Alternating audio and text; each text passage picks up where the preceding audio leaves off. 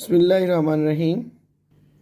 Calligraphic skills training में आज हम उर्दू हरूफ तहजी की सीन की स्टार्टिंग शेप, खताती में दायरा लाइन से नीचे, फे का मुंह बंद, काफ का मुंह बंद और वाव का मुंह बंद।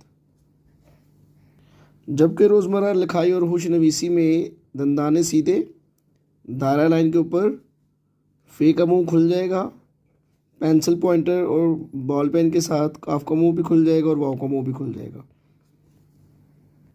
अब बात समझने की ये है कि किसी भी बोर्ड, यूनिवर्सिटी, कॉलेज के अंदर कभी रिस्ट्रिक्शन नहीं होती कि दायरे लाइन के ऊपर है तो काम गलत है, दायरे लाइन के नीचे है तो काम ठीक है।